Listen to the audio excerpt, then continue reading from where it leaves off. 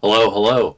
I've been wanting to talk about this game for a while since they did the showcase for it, the Xbox showcase about 2 months ago, and the release for Clair Obscur Expedition 33, which I've just been calling Expedition 33. I believe is going to be the 24th of April, if not around that time. And I think it looks excellent. So I wanted to watch the overview again and do like a commentary on it because I think this game deserves the attention.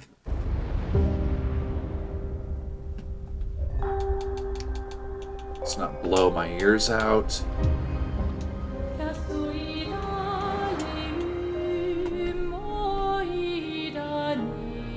Bonjour everyone. We are Sunfall Interactive and welcome to our manor.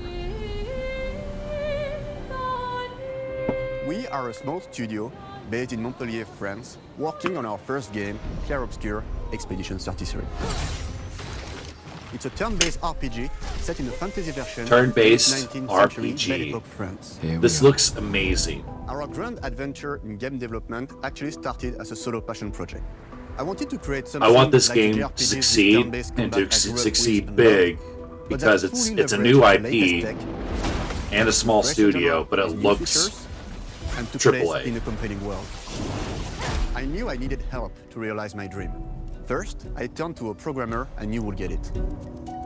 Guillaume and I started trading ideas right away, and that quickly turned into trading files back and forth. Soon, I was creating the first prototypes of the reactive turn-based system, combining real-time offense and defense element, and a cinematic battle camera system.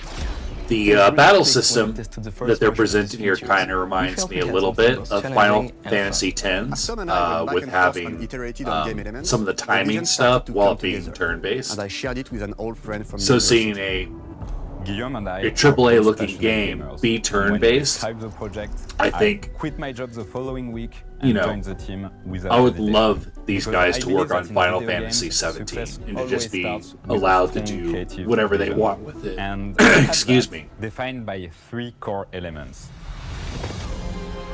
a story with great emotional depth, gameplay that innovates on the classics we love, and a world that is completely original, beautiful, and immersive. We founded Sunfall Interactive on these tenets: a group of friends with a shared vision and the drive to make something great. This too is your legacy. Core to every great RPG is a compelling story. And Guillaume and I spent 4 years intensively developing and refining ours. Low key, And that I think started with that the Poe. Xbox Direct we had 67 years ago, a massive 2 months ago funding was paintress and a fantastic. It's the monolith best appeared one that with no Xbox warning. has had Once a year, the probably paintress since the wakes and punts a 360 number era. on her monolith, and everyone who has passed that age is erased. Every year that number ticks down, and I everyone showed this dies to my younger and fiance, and younger. she's like, "You have to Expeditions get depart to this." kill the I paintress, mean, determined to you're fight until turning their final breath, 33, but none have ever returned. so the Our fact story that follows people, Expedition 33. you know, are disappearing at 33 in this game. Expeditioners, we honor your dedication. Guillaume and I knew early on that we didn't want to focus on good versus evil. What's interesting to us are people who, yes, are flawed, but who care deeply about each other. And conflicts arise because they have different perspectives on what needs to be done. I'm sorry about Aria. We wanted our story to feel dark and mature, with adult characters who feel like real people with real experiences. I'm always missing something that everyone else just gets. The heart of the story is about overcoming an existential threat while struggling with loss and grief. And it's rooted in the characters' relationships, both to each other and to themselves. What are we gonna do, huh? Tell me. What are we gonna do? In a world like this, how does one stay hopeful or make peace with their fate? What duty do we owe to each other or to ourselves? These questions are deeply personal to me, and they permeate the story behind the story. I think the concept of this game is really interesting. Kind of reminds me of Logan's Run, where, you know, when you reach a certain The characters age, all have their own you motivations just get and perspectives. eliminated. and Gustav people Lune wanting are to deeply defy invested that. in the expedition, even if they fight all the time. To them, the mission is tied not only to their family, it's central to their identity and purpose. And I want to know, like, what is the deity that's doing this and why? Contrast that with Ciel, whose darkest days have already happened. What are the stars whispering to you? Actually, I'm the one whispering to them. It's something my dad and I used to do. And Maëlle, who cares more about really living her life, not just living longer. Gustav, are you real? It's not all dark, though. Along the way, they meet various colorful NPCs and recruit Monoko, who is a friendly but kinda bloodthirsty philosopher and a fully playable character.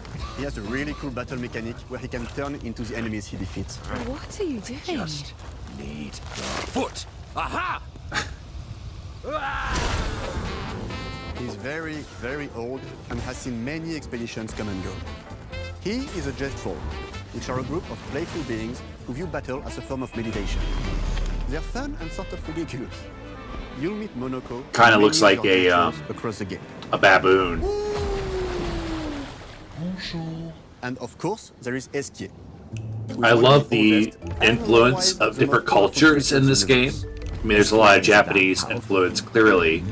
And help you travel But to there's, secret corners of the you know, world. some of the style kind of reminds me of like Tim Burton, You can unlock Studio the secret Ghibli, to access new you know, areas of the mixing world those or two find things. exciting secrets. I'm strong, but I'm not that strong. Everyone has their own reason for joining the expedition, and each of them has their own story arc and resolution that we think players will really connect with. In addition to a strong narrative, we had a clear vision for our own take on the genre's core gameplay. Our reactive turn-based system takes the traditional turn-based battle mechanic we love and adds real-time reaction. So I think this will help with Which gives engagement. combat Like, I greater think Final density Fantasy and X dynamism. did this really well. During enemy turns, you can And that mitigate was damage by dodging over or 20 years parrying ago. at the right time. The balancing turn-based Final and Fantasy VII real-time Remake mechanics has took a something long time to get similar. right. During initial playtests, turn-based players often found the real-time elements too hard. Some of us are still traumatized by enemies from back then. We've done a lot of Like rebalancing Jax. since, and with a lot of iteration, we ultimately came up with a formula that we're proud of. Players who are good at real-time can take more risks, and others can counterbalance with items and strategies. A big part of that formula lies in the many ways you can customize your character. We spend a lot of time designing each character's unique mechanics and their custom skill trees. Our philosophy is making every type of playstyle viable so that everyone can have fun with how they play the game. Each character has a unique mechanic. Maëlle switches between stances which can alternately boost defense or power. I personally like to make Maëlle the protector of the group, but I'm pretty much the only one at the studio who plays her that way. Most people play her as a glass cannon, with Gustav's complementary. It's cool that they're allowing flexibility that you could also put equip hundreds these of passive characters effects, into which in our different game are called party Lumina. roles.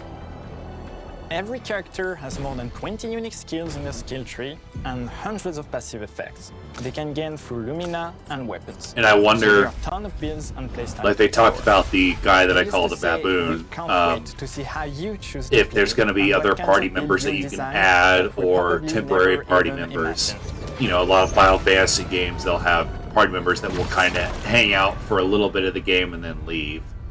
Or they'll, like in Final Fantasy VII with Yuffie and I was really excited to design Vincent something unique. are optional party makers. Every level Party has its members, own color excuse and me. texture identity.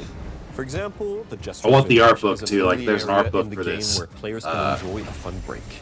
We wanted something that feels I want to try to chaotic, get that. grungy, and toy-like. It's basically a bazaar.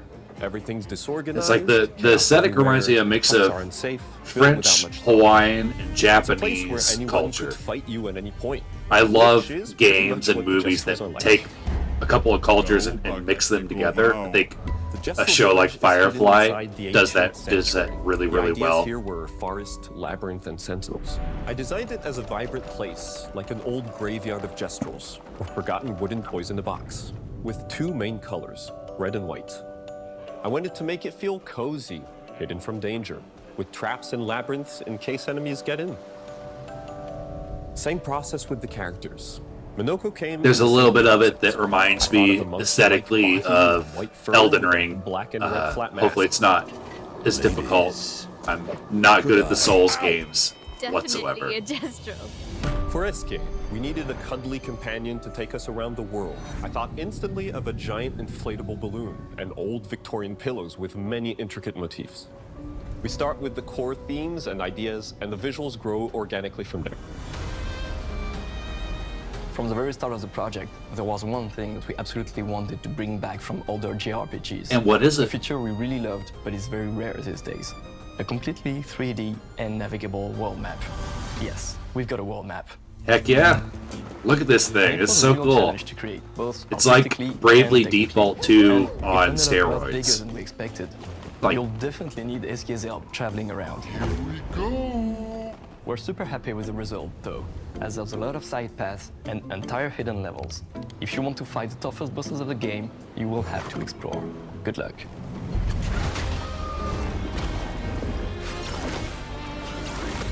We've poured our hearts and souls into this game for the past 4 years.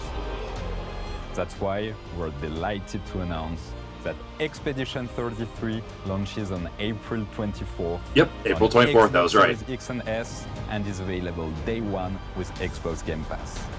You can already wish this. I'm buying it physical. I don't care about Game Pass. I'm a weird Xbox owner, a weird gamer to begin with. And we can't wait for you to discover our story, our world, and our take on the turn-based genre. On behalf of everyone at Sunfall, thank you for joining us. Tomorrow comes. Demain viendra. Tomorrow comes. Demain viendra. Demain viendra. Tomorrow comes.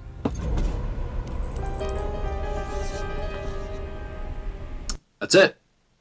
I can't wait for this to come out. But wait, there's more. There's something else I wanted to talk about, because with the Switch 2, a lot of people are unhappy with, where's my browser, with the $90 price tag for physical games. So while I'm looking this up, how much do you think the physical version of Expedition 33 costs? If you had to guess. Let's find out. Let's find out.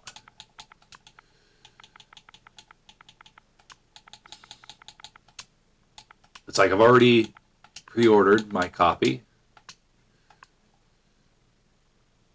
All right, let's see.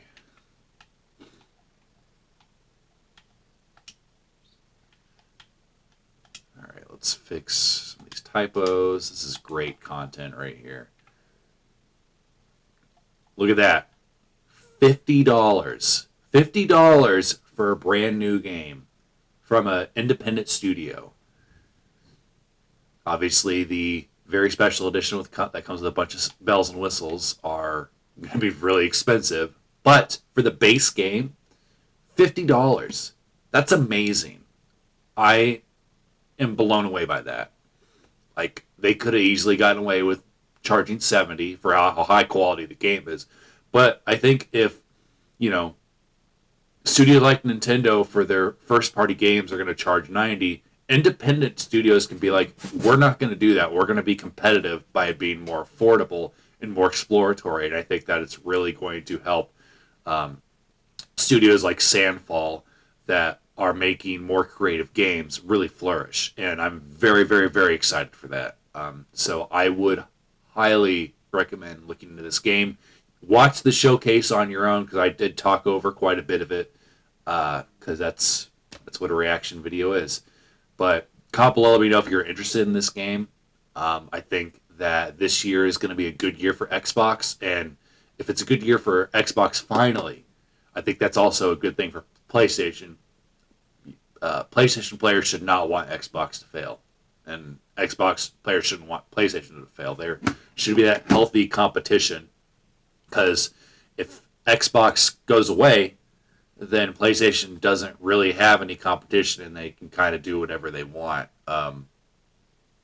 And I'm happy that this game is also going to be on PlayStation, despite it being an Xbox Studios game. I'm totally fine with that, you know. But comment below, let me know. This is my most anticipated game of 2025. Second is Tides of Annihilation, and I'll do a video on that at some point. Take care.